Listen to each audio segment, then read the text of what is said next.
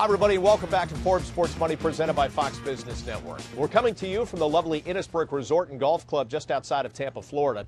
And while business here seems to be booming, the golf industry has been hammered by the recession, as well as competition from action sports and bad publicity from the Tiger Woods scandal.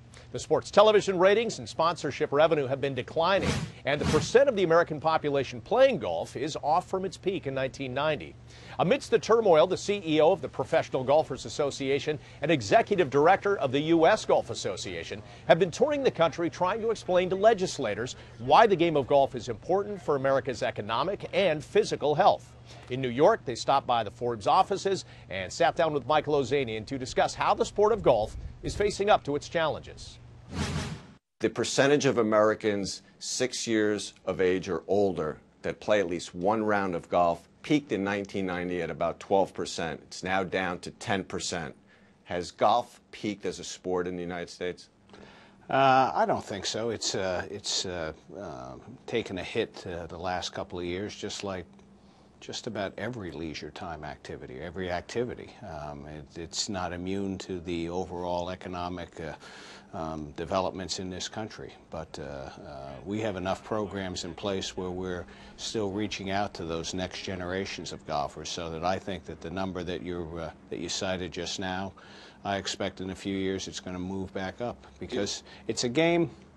It's not a game for everybody, Michael. I mean, let's face it. I don't think Joe or I are going to say that, but it's a good game. It's a game that has so many benefits, and what we're trying to do is expose more people who aren't ordinarily exposed to the game of golf to give it a shot. Do you think too many people sort of have this image of golf as sort of being an elitist sport? Well, I think it's an incorrect image. I mean, it used to be the case.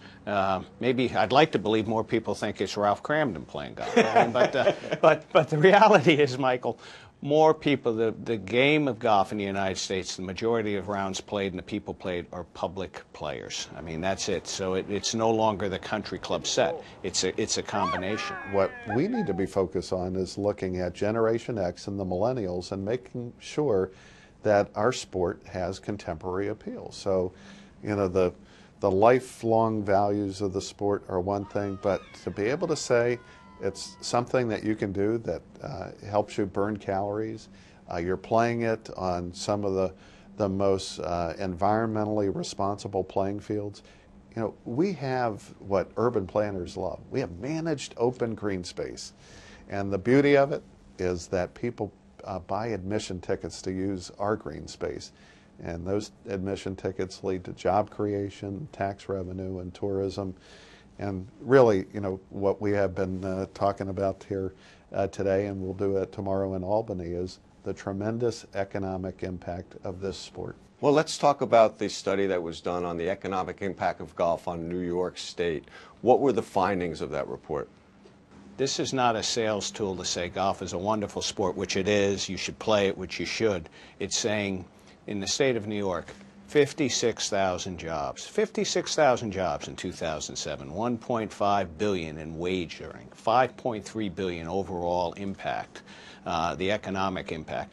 Even if you think golf is a silly game, even if you don't like golf and don't play golf, you may watch it still, but you should look at golf as a good citizen in terms of helping the economies of each and every state and municipality, because let's face it, I mean, job creation, job retention, that is an issue that every single one of us has to be. That's got to be number one.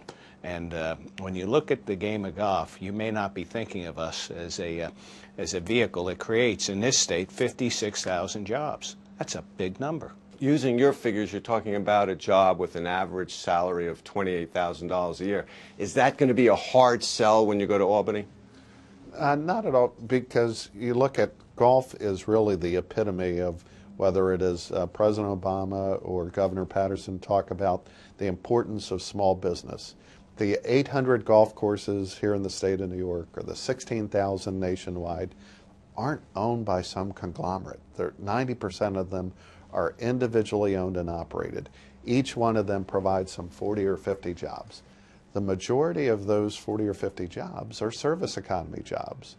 And They appeal to middle and lower income households that put food on the table for their family because of golf. So many people who first started playing golf over the last 5 to 6 years did so because they watched Tiger Woods, read about Tiger Woods, have seen Tiger Woods play. What type of fallout is there from all the bad publicity about what he's gone through? A lot of people were speculating that the Tiger would cause a great bump in the participation in golf all these years. That really never took off to the point that I think some people assumed. He had a big impact, and he will have a big impact on the viewership of PGA Tour play and majors. But in terms of getting people involved in the game, it had some jump, but not nearly as much as we anticipated. He did do a great service to the game in making it really seem cool, because for the first time in the history of the sport, golf had the most recognizable athlete on the planet. Tiger was big in Africa, in Asia, in Australia, United States, you name it. And so it stands to reason when you had the most recognizable athlete on the planet, anything that he did would cause tremors. You know, that's the beauty of this game. It's timeless, and it waits for no one. And, you know, Tiger is an iconic figure in sports. He's also our #1 player, and so we're eager to have him come back to golf competition.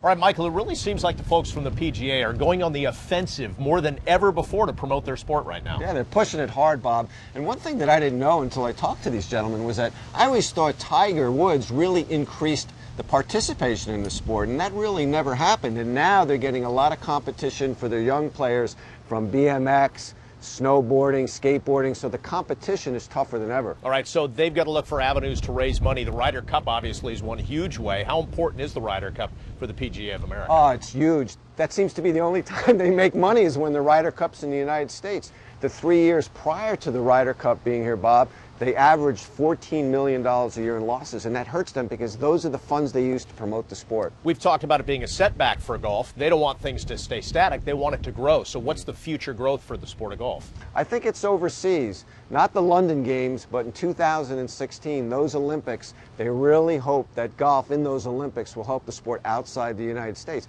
And it makes sense when you think about it. I mean, so many of the good players now are from outside the United States that it seems like a good place for the sport to grow.